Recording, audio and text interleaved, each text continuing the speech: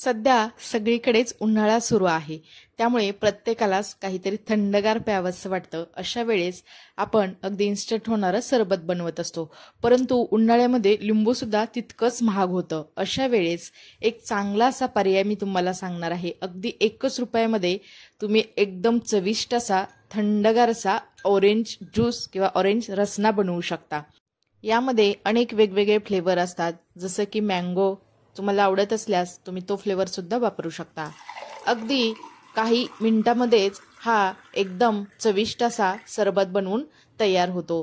त्याचं योग्य असं प्रमाण मी आज तुम्हाला व्हिडिओमध्ये सांगणार आहे। चला तर मग आपण रेसिपीला सुरुवात करूयात। ऑरेंज फ्लेवर रसना सरबत बनवण्यासाठी मी ते 2 ग्लास इतकं थंडगार असं पाणी घेणार आहे। आज आपण अगदी 1 रुपयामध्ये फुल 2 ग्लास इतका आपण हा ऑरेंज रसना बनवणार आहोत। त्यासाठी मी ते 6 चमचे इतकी साखर घेतली आहे, म्हणजे एका ग्लासला मी ते 3 टेबलस्पून इतकी साखर वापरलेली आहे।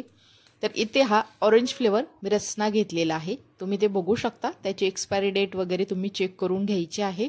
आणि यामध्ये आपण एका या सॅचेटमध्ये अगदी 2 ग्लास इतका आपण हा रसना बनवू शकतो।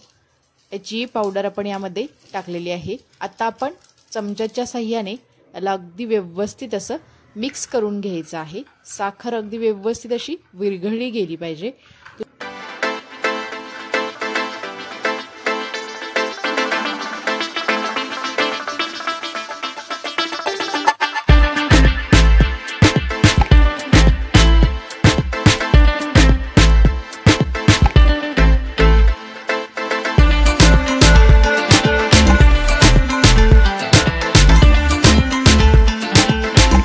इथे यामध्ये साखर अगदी व्यवस्थित अशी पूर्णपणे विरघळली गेलेली आहे। चला तर मग हा रसना आपण एका गाळणीने गाळून घेऊयात।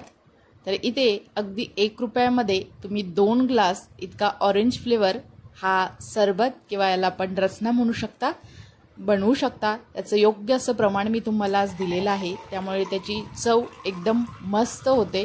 जर तुम्ही साखरेचं प्रमाण कमी केलं तर तो थोडासा आंबट लागतो, त्यामुळे मी सांगितलेल्या प्रमाणामध्ये हा रसना तुम्ही नक्की बनवून बघा। अगदी परफेक्ट असं मी प्रमाण आज तुम्हाला सांगितलेलं आहे।